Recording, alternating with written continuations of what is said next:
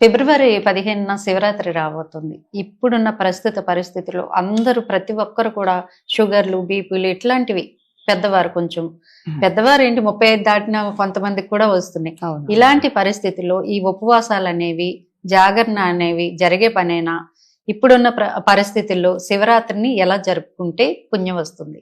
అసలైతే ఉపవాసం అనేది చేస్తే చాలా మంచిదండి. ఆరోగ్యపరంగా కూడా చాలా మంచిది. సో అలవాటు గనక ఉంది అంటే ఖచ్చితంగా ఏమి తినకుండా మీరు గనక ఉన్నారు అంటే మీ శరీరంలో మనం రీసెంట్ గా కూడా చూసాం కదండి, నోబెల్ ప్రైజ్ గెలిచిన వ్యక్తి కూడా ఎందుకు గెలిచారు అంటే ఆయన చెప్పారు 15 days ఒకసారి మీ కడుపు మీరు ఖాళీగా ఉంచారంటే దానికి ఏం పని ఇవ్వలేదు అంటే it will help you protect from cancer. అలాంటి వాళ్ళ క్యాన్సర్ అవ్వదు అన్నారు. సో 15 రోజులకు ఒకసారి అని చెప్పిన వ్యక్తికి ఇప్పుడు నోబెల్ ప్రైజ్ అవార్డు ఇచ్చారు. మనం పూర్వకాలం నుంచి ఏం చేస్తున్నాము, 15 రోజులకు ఒక్కసారి ఏకాదశి చేయండి, నెలలో 2 సార్లు వస్తాయి. సో ఏదన్నా కూడా మనం అలవాటు అనేది చేసుకోవాలి. అలవాటు చేసుకుంటే మెల్లమెల్లగా మనం అలాగా చేయగలుగుతాం అన్నమాట. సో ఇంటర్మీడియట్ ఫాస్టింగ్ కూడా వచ్చింది చూడండి. ఇంటర్మీడియట్ అంటే ఒక 16 అవర్స్ గంటలు కనుక గ్యాప్ ఇచ్చాము ఫుడ్ లో అంటే అప్పుడు కూడా మీ ఆరోగ్యం మంచిగా అవ్వడము అనేది జరుగుతుంది. చాలా మంది చేయలేరు అనుకోండి, నేనేం చెప్తాను అంటే ప్రయత్నించండి. ఒక వీక్లీ ఇప్పుడు 15th వస్తుంది కదా, ఈ 2 weeks మనకుంది. వీక్లీ వన్స్ ఒక్కసారి మీరు ఒకసారి తిని చెయ్యండి, వేడి నీళ్లు తాగి చేయండి. ఇప్పటికీ కూడా నీళ్లు తాగి ఆర్ లెమన్ వాటర్ ఇట్లాగా కూడా మనం తాగి చేస్తున్నాం అనుకోండి, చేసే శక్తి ఖచ్చితంగా వస్తుంది. దానివల్ల షుగర్ పెరగదు, ఏమీ కాదు. మీరు చూడండి, షుగర్ కూడా చాలా మందికి తగ్గడానికి ఒక డయట్ ప్లాన్ చెప్తారు. ఏంటిది అంటే ఉపవాసాలు చేయడము, తక్కువ తినడము. ఈ డయట్ ఫుడ్ తీసుకోవడం అంటే ఏంటిది, తక్కువ ఫుడ్ తీసుకోవడం కాదు. రైట్ డయట్ రైట్ టైం లో తీసుకుంటే షుగర్ తగ్గిపోతుంది. మెడిసిన్స్ కూడా మానేస్తారు చాలా మంది, హోలిస్టిక్ అప్రోచ్ అంటారు దాన్ని. సో అలాగా మనం ప్రయత్నించామనుకోండి, ఈ ఫెస్టివల్స్ మనం అందుకోసమే చేస్తాం అనమాట. సో అలాగా ప్రయత్నపూర్వకంగా చేయగలిగితే చేయండి. కానీ ఎప్పుడు కూడా అమ్మో చేయలేదంటే దాన్ని చెడు జరిగిపోతుందేమో, శివయ్య నాకేదో చెడు చేస్తాడేమో, నేను ఉపవాసం చేయలేదు అన్న భయంతో చేయకూడదు. భక్తి ఎప్పుడు కూడా అలాంటి భయాలతో చేయకూడదండి. భయం మనకు పాపంతో ఉండాలి. పాపం చేస్తే దేవుడు చూస్తాడు అన్న భయం పెట్టుకుంటే దైవ భక్తిని. కానీ నేను దానం చేయకుంటే నాకేదో అయిపోతుందేమో, నేను ఉపవాసం చేయకుంటే నాకేదో అయిపోతుంది, నేను కోరుకున్నది దొరకదు, అలా ఎప్పుడు కూడా భావించకూడదు. ఉపవాసంతో ఎందుకు ఉంటాము అంటే మనం ఏమి తిననప్పుడు మన శరీరంలో సాత్విక భావాలు కలుగుతాయి. మీరు చూడండి, బాగా తిన్నాం అనుకోండి, సహజంగానే కామము, క్రోధము, ఆలస్యం ఇవన్నీ వస్తాయి. మీరు ఒకరోజు తినకండి, అసలు ఫస్ట్ మనం తినలేదు అనుకోండి, మన మనసు ఏమంటుంది, ఇంట్లో అన్ని ఉన్నాయి తిను అన్న థాట్ వస్తుంది. ఆ ఆలోచన రాగా మనం ఏం చెప్తాం, లేదు ఈరోజు శివరాత్రి, నేను శివుడు కోసం తినడం లేదు అంటే ఆ ఆకలి కూడా మీకు శివస్మరణ కలిగిస్తుంది. కాబట్టి ఆ రోజు మీరు శరీరాన్ని కొంచెం కష్టపెట్టాలి. ఆ కష్టం వల్ల మనం కొంచెం దేవుడిని స్మరించుకుంటాం కాబట్టి మనం చేస్తాం. అంతేకాని చేయకుంటే దేవుడు ఏదో చేసేస్తాడు అన్నది లేదు. భాగవతంలో, శివపురాణంలో కూడా మనకు వస్తుందండి, ఉపవాసం చేస్తే ఉత్తమమైనది. రెండోది ఓన్లీ నీళ్లు తాగి చేస్తే చాలా మంచిది. లేదు అంటే ఓన్లీ ఫ్రూట్స్, పాలు, లేదు అంటే ఏదన్నా తినండి. అసలే చెయ్యలేము అంటే భోజనం చెయ్యండి. కానీ అన్నిటికన్నా ఇంపార్టెంట్ ఏంటిది అంటే పాపానికి దూరంగా ఉండడము, హరిస్మరణలో అంటే దైవ స్మరణలో ఉండడము చాలా ఇంపార్టెంట్. మీరు తినకుండా ఉన్నారు కానీ పాపాలు చేస్తున్నారు అనుకోండి, తినకుండా ఉన్నారు గొడవలు చేస్తున్నారు ఇంట్లో అంటే నాకు బీపీ పెరుగుతుంది, నాకు యాంగ్జైటీ అవుతుంది, నేను తినలేదు అందుకోసం నేను కోపం చేశాను అంటే ఏం లాభం? అది తినకుండా ఉండడం కూడా శాంతిగా ఉండడానికి, దేవుడి స్మరణలో ఉండడానికి. సో మీకు కోపం తీసుకొస్తుంది, ఇంట్లో గొడవలు జరుగుతున్నాయి, తినలేదు కాబట్టి మీకు యాంగ్జైటీ పెరుగుతుంది, కలదిరి పడిపోతున్నారంటే ఏం లాభం? సో ఎంత తినాలి అంటే అది ప్రతి మనిషికి డిఫరెంట్ అన్నమాట. అంతే తినండి. ఎంత తినడం వల్ల మీకు దేవుడి స్మరణలో మీరు ఉండగలుగుతారు. ఒక 2 గంటలు అభిషేకంలో కూర్చోవాలి. అలా కూర్చొని నమశివాయ నమశివాయ అనుకుంటూ అబ్బా ఏదో తినుంటే బాగుండేది అనుకున్నాం అనుకోండి, ఆ శివుడు కన్నా మీరు ఆ చపాతి గురించి ఎక్కువ ఆలోచిస్తున్నారు. సో దానికన్నా హాఫ్ చపాతి తిని కూర్చోండి. మీరు ఎంత తినడం వల్ల మీరు దేవుడి స్మరణ చేయగలుగుతారు, చక్కగా ప్రవచనం వినగలుగుతారు. So your concentration on God is more important. So అంతే తినాలి. అది మనం ఆలోచించాలి, ఎంత తింటే నాకు మంచిది. ఎక్కువగా తిన్నాము అంటే నిద్ర వచ్చేస్తుంది, మర్చిపోతాం మనం.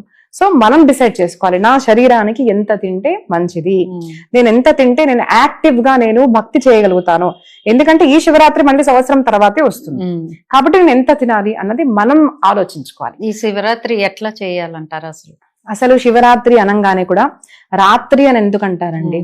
రాత్రి అంటే అజ్ఞానానికి కారణం అన్నమాట. సో అజ్ఞానాన్ని దూరం చేసే శక్తినే భగవంతుడు. కాబట్టి నవరాత్రి, శివరాత్రి అన్ని కూడా రాత్రిని మనం చేసుకుంటాం. అంటే రాత్రి అన్న పేరు ఉంటుంది యాక్చువల్లీ, కానీ శివరాత్రి అంటే పగల నుంచే ప్రారంభమవుతుంది, రోజంతా కూడా దేవుడి స్మరణలో ఉండాలి. కానీ మన దగ్గర ఏకాదశి కానివ్వండి, అంటే విష్ణుమూర్తిది, దేవి నవరాత్రి కానివ్వండి, శివరాత్రి కానివ్వండి, సో హరికి, అమ్మవారికి, లేదు అంటే విష్ణుమూర్తికి చెందిన ప్రతి ఒక్క ఫెస్టివల్ కూడా రాత్రి జాగరణ అని ఎందుకు అంటారు? ఏకాదశికి కూడా రాత్రి జాగరణ చేయాలి అంటారు.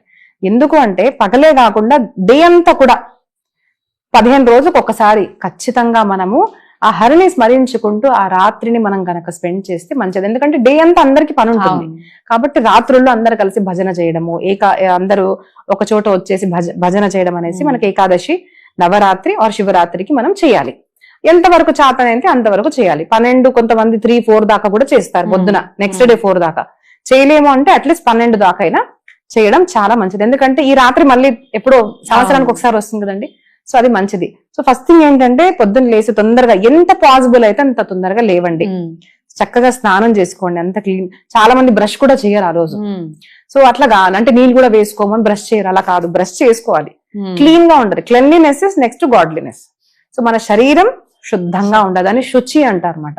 సో మన శరీరం నీట్ గా ఉండాలి, మన ఇల్లు నీట్ గా ఉండాలి. ఇల్లు నీట్ గా ముందు రోజే క్లీన్ చేసుకోండి, శరీరాన్ని క్లీన్ గా పెట్టుకోండి.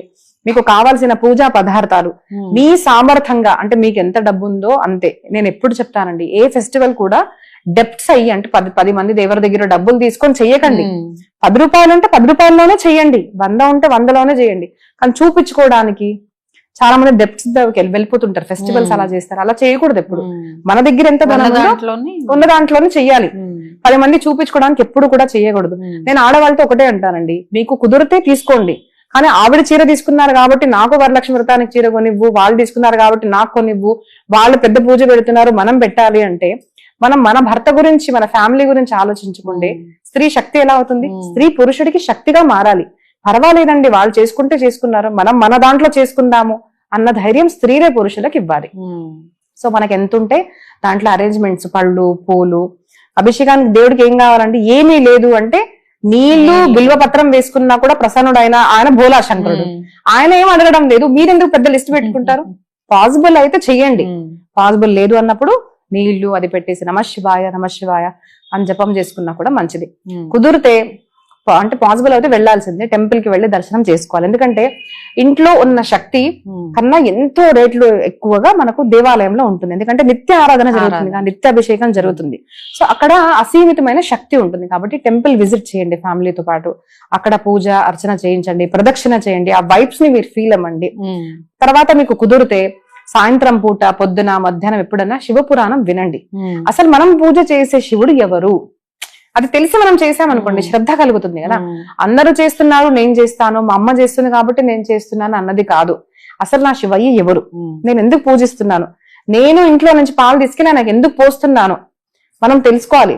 ఆ పాలు పోస్తే నాకేమవుతుంది, ఇవన్నీ మనం తెలుసుకున్నాం అనుకోండి, అప్పుడు శ్రద్ధతో పాటు నాలెడ్జ్ తో చేసేది మనకు శాంతిని కల్పిస్తుంది. సో శివపురాణం వినండి, వింటే మనకు తెలుస్తుంది. ఇలాగా తెలుసుకొని ఎంత సమయం ఉంటే అంత సమయము శివ ఆరాధన, శివ స్మరణలో మనం గడపడానికి ప్రయత్నించాలి. ఈ శివరాత్రికి ఏం చేయాలో చాలా చక్కగా వివరించారు. నమస్కారం. నమస్కారం అండి.